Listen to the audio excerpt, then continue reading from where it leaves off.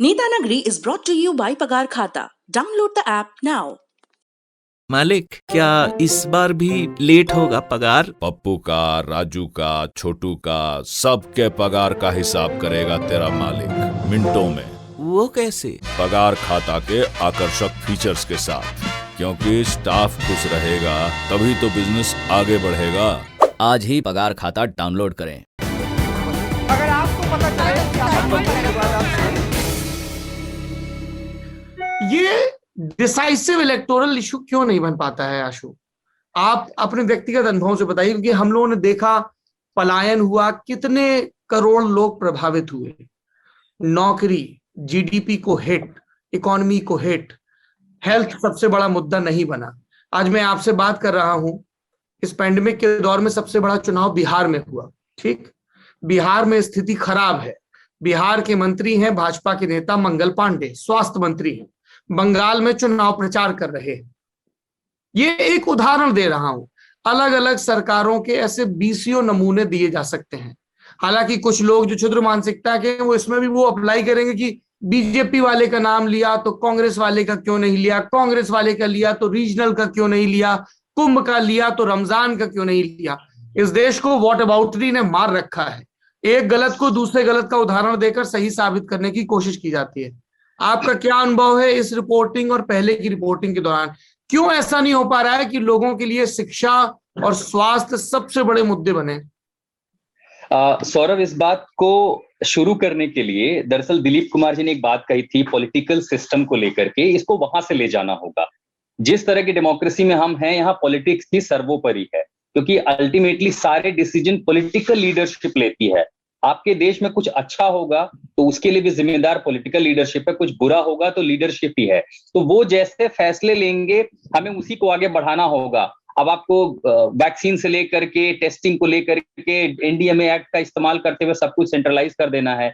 दरअसल जब शुरुआत हुई थी तो आप केंद्र की जिम्मेदारी इतनी थी कि एयरपोर्ट पर ऐसी मॉनिटरिंग हो कि वायरस इस देश में ना घुसने पाए। लेकिन क्या आपको याद है फरवरी मार्च में टेस्टिंग हो रही थी एयरपोर्ट पे, चेकिंग हो रही थी। चेकिंग क्या थी? एक थर्मो स्कैनर लगा के देख रहे थे किसको फीवर है कि नहीं। आपको पता है उस थर्मो स्कैनर का इस्तेमाल मैं अपने घर में तेल का टेम्परेचर चेक करने के लिए करता हूं कि इसमें पकौड़े तलने हैं कि नहीं। कई सारे देशों में शेफ उसका इस्तेमाल करते हैं। उस थर्मो स्कैनर का टेम्परेचर आप चेक कर सकते हैं कितना डिग्री है। थर्मो स्कैनर को बाईपास करने के लिए लोगों ने वो पैरासीटामोल खा खा के चले जाते थे, फीवर नहीं मिल रहा था।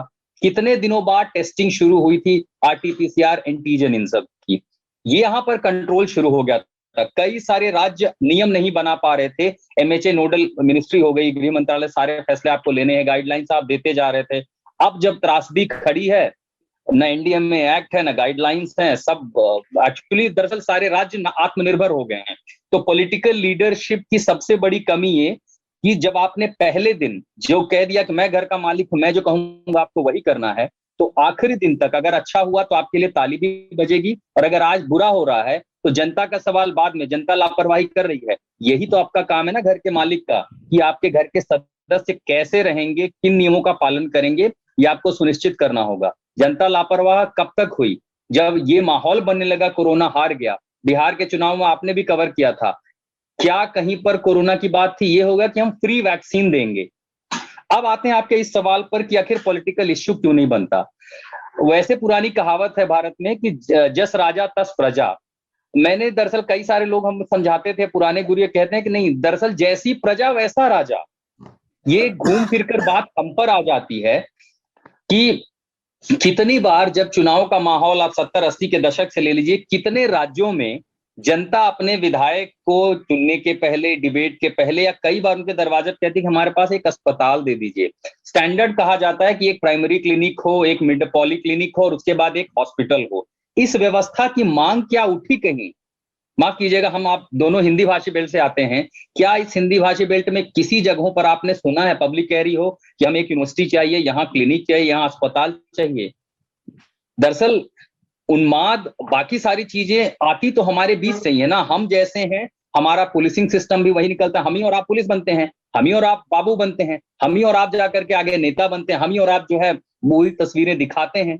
तो ये मुझे लगता है कि वही अगेन कि साइंटिफिक टेम्परामेंट कहीं है नहीं। पढ़ने के लिए तो साइंस पढ़ना है, लेकिन टारगेट घूम जाता है कि देखिए एडमिशन नहीं मिला तो आगे क्या होगा। मावलंकर जी कह रहे हैं कि पब्लिक हेल्थ डायरेक्टर जैसी कोई पोस्ट है ही नहीं, क्यों आईएएस की तर्ज पर इस तरह की कोई पोस्ट है नहीं। तो दरअसल पब्लिक के बीच वो कमी है, और उसका सबसे बड़ा फायदा जो नेता हमारे बीच से निकला है वो हमारी नब्ज जानता है कि हमें सबसे बढ़िया होता है कि इस जात का कैंडिडेट इस इलाके से निकलेगा, वो उसका विनिंग फैक्टर है, वो इसी पर वोट देगा। फिर आप देख लीजिए वो इस रिलीजन का है, यहां से इसको उठा लीजिए, हमें वोट इस पे मिलना है। तो जब आपकी सरकार बनने का आधार जातीय और उसके बाद धर्म की, रिलीजन की मानसिकता है, और आपका समाज का वो ढांचा है, तो आखिरकार सरकार क्यों परवाह करे। जब उसको ये देख रहा है कि इतने से काम चल जा रहा है, तो वो क्यों जाकर के हजारों करोड़ का ये बजट करे, उसमें साइंटिफिक टेम्परामेंट में जाए। जब एक राज्य का मुख्यमंत्री कह रहा है कि गंगा में स्नान करने से कोरोना नहीं टच करेगा, तो उस राज्य के अधिकारियों, बाबू जब को क्या फर्क पड़ा, क्यों जाकर के इसकी चर्चा करे कि नहीं। अब अभी जिस समय हम बात कर रहे हैं, लैंसेट की रिपोर्ट आ गई है, वो कह रहे हैं कि ये वायरस एयरबॉर्न है, और रेकमेंड कर रहे हैं कि सेफ्टी प्रोटोकॉल्स में बदलाव कर दिया जाए।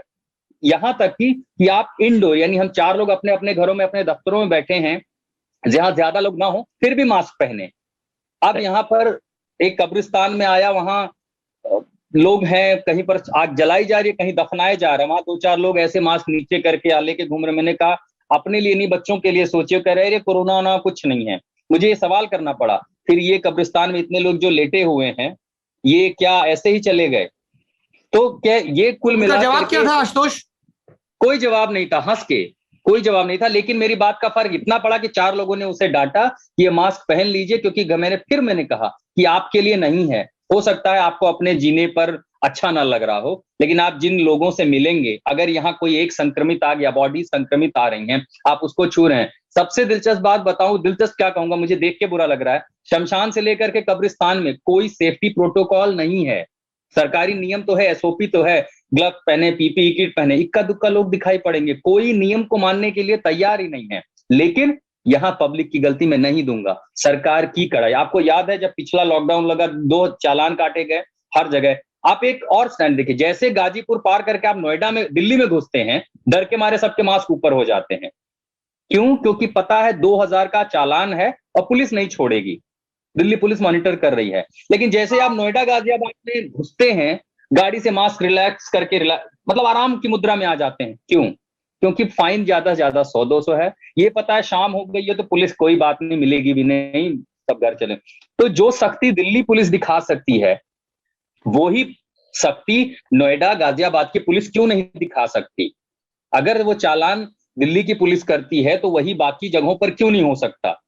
वो गुजरात या बहुत एकदम, आप आए, मैं गुजरात कहने के लिए, अहमदाबाद में फिर भी इस दख्ती दिखाई दी, एक बड़ी जागरूकता भी दिखी कि जहां टेस्टिंग हो रही है वहां लोग जाकर लाइन में टेस्टिंग करा रहे हैं। लेकिन बाकी बाजार बंद कर दिया, फिर भी किसी का मास्क नीचे है, किसी ने पहना ही नहीं है, किसी को परवाह ही नहीं है। और पुलिस तो है, लेकिन कोई इतनी सख्ती नहीं बरत रहा है। तो फिर कुल मिला के सख्ती उसी सरकार की बात आएगी कि कहाँ है एनडीएमए एक्ट, कहाँ है नोडल एजेंसी, कहाँ है नोडल मिनिस्ट्री, कि भाई हमें अपने गार्ड्स लोअर नहीं करने हैं। जिन नियमों को बनाया गया था उन नियमों में अगर आपने जरा सी ढील दे दी, ये वायरस कैसे फैल रहा है? जा तो नाक और मुंह से ही रहा है, सबसे बड़ी भीड़ की वजह से एयरबॉर्न हो सकता है। तो भीड़ क्यों लग रही है? लोग लापरवाह क्यों हैं? अगर लोग लापरवाह, आपके परिवार में कोई बच्चा लापरवाही करे तो क्या आप उसे देखेंगे कि नहीं उस बच्चे की गलती है? दूसरा ये कहेगा कि नहीं आप घर के बड़े हैं, ये आपकी जिम्मेदारी है, आपको उसे डील करना है, सख्ती कीजिए। क्या सख्ती के लिए कभी किसी ने विरोध किया? आपको याद है किसी विपक्षी पार्टी ने यह सवाल उठाया कि चालान क्यों किया जा रहा मास्क के लिए? किसी ने तो नहीं सवाल उठाया। लेकिन जब आपने ढील दे दी और उसके बाद आपके पास हर चीज का नियंत्रण है, यहीं पर दरअसल राजनीतिक इच्छा शक्ति पे इसीलिए सवाल उठते हैं कि आपको एक स्टैच्यू बनाना है तो आप चाइनीज कंसल्टेंट रख सकते हैं, वहां की लेबर काम कर सकते हैं। आपको बड़े बड़े प्रोजेक्ट बनाने, मेट्रो रेल बनानी है, फ्लाईओवर बनाने हैं, या फिर फास्ट ट्रेन बनानी है, तो आप दुनिया भर के देशों की मदद ले सकते हैं, क्योंकि आपको काम निकालना है। वैक्सीनेशन ड्राइव जब करनी है, दुनिया भर के इतने प्लेयर्स खड़े, क्यों? जो दिलीप साहब कह रहे थे, मावलंकर साहब, कि क्यों आपने उन्हें मौका नहीं दे दिया कि आइए यहाँ ट्रायल कीजिए, यहाँ मैन पावर सस्ता है, सरकार रेड कार्पेट दे सकती है उनके लिए। हम वो इच्छा शक्ति नहीं दिखा पा रहे। तो मुझे लगता है कि पब्लिक से ज्यादा चाहे राज्य सरकार हो, केंद्र सरकार हो। और दरअसल राजनीतिक सिस्टम है, बिना राजनीति के कैसे कुछ हो सकता है? हमारा पूरा सेटअप राजनीति है, डिसीजन पॉलिटिकल लीडरशिप लेती है, हम सरकार चुनते हैं, इसीलिए वोटिंग प्रक्रिया है और लोग हाईली ओपिनियटेड है, राजनीतिक उनके अपने विचार हैं। ये सब अपनी जगह सही है और इनकी जरूरत भी है। कौन बाबू कैसे डिसाइड कर लेगा कि देश की पॉलिसी क्या होनी चाहिए? बिल्कुल राजनीतिक जो लीडरशिप है वही तय करेगी, इसलिए तो हमने चुना है वो। लेकिन उनकी पॉलिसीज क्या वो सही समय पर बना रहे हैं? क्या वो उसे सही समय पर लागू करने के आदेश और निर्देश दे रहे हैं? इन्हीं सारे सवालों के इर्द गिर्द हम देख रहे हैं। और इसीलिए आज जो लापरवाही है, आप उसके लिए चाहे केंद्र सरकार को दोष दे लीजिए, चाहे राज्य सरकार को, लेकिन जनता से ज्यादा मुझे लगता है अथॉरिटीज की, जो भी जिम्मेदार लोग हैं, लीडरशिप, नेतृत्व, ये कहीं ना कहीं उसकी कमी है। आपने सख्ती, जब कहते हैं कि आपको लीड करना होता है, आप जिस तरह के एग्जाम्पल बिहार बंगाल में दे रहे हैं, पब्लिक हमसे सवाल पूछ रही है, कम से कम 50 बार ये सवाल पूछा जा चुका है, आप हमसे सवाल पूछने आते हो मास्क क्यों नहीं चाहिए, बंगाल क्यों नहीं जाते, वहां कोरोना नहीं हो रहा है क्या? मैं क्या जवाब दूं कि वहां पर टेस्टिंग कम कर दी गई है? न विपक्ष बीजेपी सवाल उठा रही, न टीएमसी कुछ बोल रही है कि आपने टेस्टिंग जो है 80% रिड्यूस कर दिया ताकि नंबर ना आए। आशुतोष, आपने नेता नगरी को इतना समय दिया, आप रिपोर्टिंग असाइनमेंट पे हैं, so you can leave now. शुक्रिया सौरभ। और आप ख्याल रखें अपना, बस मैं अपने, आप जा रहे हैं, ललन टॉप के रिपोर्टर्स भी अब फील्ड पे निकल रहे हैं, सबको मैं यही बोल रहा हूँ, प्लीज स्टे सेफ, क्योंकि सरकार की नजर में भले ही आप फ्रंटलाइन वर्कर ना हो, लेकिन हमारी नजर में और समाज की नजर में आप सब लोग जो इतने मुश्किल वक्त में भी फील्ड पे जाके रिपोर्टिंग कर रहे हैं, you are very important to us. So please take good care of your health and keep updating us, keep showing us the reality and stay safe. Thank you Ashutosh. शुक्रिया सौरभ, शुक्रिया दिलीप, शुक्रिया राहुल जी। राहुल श्रीवास्तव जी, ये जो बात आशुतोष इस महफिल में इशारों में कह गए, वो थोड़ा खुल के हो। क्या बंगाल पे ये कोविड लहर असर नहीं कर रही है, या ये नंबर 2 मई के रिजल्ट का किसी पाले में लड्डू तो किसी पाले में मातम का इंतजार कर रहे हैं? फर्क नहीं पड़ता है क्या अब हमारे पॉलिटिकल एस्टेब्लिशमेंट को? राहुल श्रीवास्तव जी। सौरभ, हम दोनों पीयूष मिश्रा को बहुत ध्यान से सुनते हैं, तो उनको अगर आप उनका एक पुरानी नज्म अगर आप ध्यान करें तो उन्होंने लिखा है कि आज के जलसों में देखो एक गूंगा गा रहा और बहरों का ये रेला नाश्ता महफिल में है। इससे अच्छी लाइन मेरे ख्याल से आज के इस हालात पे नहीं हो सकती। लेकिन मैं कुछ बातों से जो है सौरभ ना इत्तेफाकी रखता हूं जो कही गई, वो ये है कि देखिए, यथा राजा तथा प्रजा ये तब होता था जब राजा राम हुआ करते थे और राजा दूसरी चीज हुआ करता था। लोकतंत्र में कहीं ना कहीं यथा प्रजा तथा राजा भारी हो जाता है। क्यों कहता हूं कि ये वही जनता है जो कि तिलक तराजू तलवार पे शहर फूंक देती है, आशियाने जला देती है। तो आप कहते हैं कि मेरे से पूछा गया कि आप मास्क नहीं लगाया, मैं चालान करूंगा, तो मैं कहता हूं कि बंगाल में तो किसी से नहीं पूछ रहे। उस बात की अंडरलाइन ये है कि मैं कोविड से नहीं डरता हूं, आप मेरा चालान बेफालतू में कर रहे हैं। अब ये रियलिटी है क्या? ये कहीं ना कहीं मानसिकता जो है कि कोविड मेरे आसपास नहीं है, मेरे ये कानून, ये ट्रैफिक लाइट पे रुकना, ये लड़कियों को सड़कों पे ना छेड़ना, ये सब मेरे नहीं, सरकार द्वारा मुझ पे थोपे गए हैं। ये कि मास्क मैं नोएडा में नहीं लगाता हूं, दिल्ली में लगा लेता हूं, ये सरकार और कानूनी सिस्टम की रिफ्लेक्शन कम है, ये एक जनता का रिफ्लेक्शन ज्यादा है। कहीं ना कहीं कोविड में अपनी रेस्पॉन्सिबिलिटी थी, सजग होकर देख के मैं कहूंगा कि ये बात इस देश का हर प्रबुद्ध नागरिक जानता है, कारें नालायक होती हैं, तो इस डिसएडवांटेज को एक्सेप्ट करके चल रहा कि वैक्सीनेशन में पॉलिटिक्स हुई, लॉकडाउन में पॉलिटिक्स हुई, सामंजस्य में सरकार और केंद्र में पॉलिटिक्स हुई कि जब बुरा हाल था, जब करा जा सकता था तो मेरा, बाद में राज्यों को वर्चुअली अनाज छोड़ दिया गया। ये खुल के बहुत सारी बातें सौरभ कर चुके हैं, मगर 1 साल के वक्फे के बाद, इतनी मौतें देखने के बाद, अपने परिजनों को परेशान देख करके, हॉस्पिटलों के बाहर भीड़ देख करके, क्या हम आज भी मास्क उठाने को तैयार नहीं है? क्यों? क्योंकि बंगाल में चुनाव में नेता नालायकी कर रहे हैं। ये सवाल, यक्ष प्रश्न हमारे लिए है, सरकारों के लिए शायद कम है। Dilip, any closing remark? First thing, इसी बात पे मैं बोलना चाहूंगा जो जनता के ऊपर बोल रहे हैं, उसमें सबसे ज्यादा अनफॉर्चुनेट पार्ट क्या है कि आप अगर ये डिसीज का पैटर्न देखते हैं तो मोस्टली जो हाई मोर्टेलिटी रेट है वो बियॉन्ड 70%, 70 की एज वाले लोगों में है, या फिर जिसके पास कोई मॉर्बिडिटी, कोई प्री कंडीशंस है लाइक डायबिटीज एंड ऑल। तो यंग पॉपुलेशन जो है, जो बिलो 40 है, उसको ये नोशन हो चुका है कि वो ही is not going to die, उसको कुछ होने वाला नहीं है, और वो इसको इतना लाइटली लेता है। And that's what you are saying, जैसे आपने अभी बोला भी राहुल जी ने, कि हम लोगों ने उसकी वजह से पूरे कोविड सिचुएशन को, जो हमारी जनता है वो इतना इग्नोरेंट हो चुकी है इस बात को लेकर के, उसको इस बात से भी फर्क नहीं पड़ता है कि उसकी वजह से किसी दूसरे पर्सन की डेथ हो सकती है। तो ये डेफिनेटली बहुत अनफॉर्चुनेट पार्ट है कि हमारा जो यंगर जनरेशन है, जिससे हम एक बेटर अंडरस्टैंडिंग या बेटर अप्रोच की एक्सपेक्टेशन रख सकते थे, वो ही ज्यादा कैजुअल अप्रोच फॉलो कर रहा है। And that is what is causing the recent जो सुपर स्प्रेडिंग इवेंट बोल सकते हो, या जो बढ़ रहा है, वो mostly because of below 40 year की एज में आ रहा है। फॉर माई क्लोजिंग रिमार्क, मेरा सबसे अभी एक ही रिक्वेस्ट है, आई मीन अब हम लोग इस स्टेज में आ चुके हैं कि सोशल डिस्टेंसिंग और मास्क के अलावा अभी राइट नाउ कोई बेस्ट ऑप्शन नहीं है, लेकिन whoever is eligible for the vaccination and wherever you are getting the vaccination from an authorized source, obviously आप लोग वैक्सीन ले लें जहां भी मिले जिसको, और जितने भी नॉर्म्स होते हैं जो भी इंटरनेशनली या नेशनली इंप्लीमेंट किए गए, उनको अगर हम फॉलो करते हैं तो डेफिनेटली हम अपने और अपने परिवार को बचा सकते हैं। और अगर ये चैन हम लोग स्टार्ट कर देंगे तो सबकी सुरक्षा वहां हो जाएगी। तो ओवरऑल यही है कि हमें फॉलो करना चाहिए साइंटिफिक अप्रोच को, सुनना चाहिए स्पेशलिस्ट को, एक क्रेडिबल सोर्स से अपनी न्यूज को लेना चाहिए।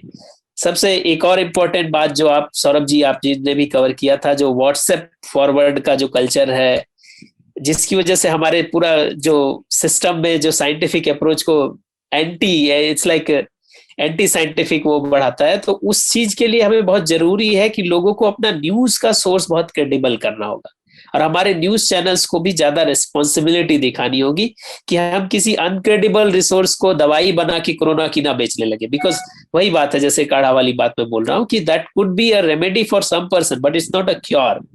और ये परसेप्शन हमारी न्यूज चैनल्स भी, बहुत सारे व्हाट्सएप फॉरवर्ड्स भी लोगों के बीच में इस तरह से स्प्रेड कर देते हैं कि हमें ये हो जाता है कि ओके हुआ तो हम ये खा लेंगे, ये कर लेंगे and we will recover. And जिसकी वजह से जब आपको होता है तो आप सफर करते हो, आपकी फैमिली इवेंचुअली सफर करती है। So always get your news from a credible resource, that's one thing which I will suggest to all of the, सारे के सारे दर्शकों को बोलूंगा कि ये बहुत जरूरी है कि आप अपना, जैसे खाना लेते हैं तो आप जानना चाहते हैं उसमें क्या क्या है, प्रोटीन कितना है, विटामिन कितना है, ठीक उसी तरह से आप अपने न्यूज रिसोर्सेज को वेरीफाई करें, कहीं भी किसी गलत इंफॉर्मेशन को फॉरवर्ड ना करें, because that one WhatsApp forward will be responsible, can be like responsible for the death of some person. So ये important factor है जो हम हर एक इंडिविजुअल को हमें ध्यान में रखना होगा for future. Thank you Dilip, thank you so much. Thank you Saurabh ji, अपने राहुल जी, आपने अपना समय दिया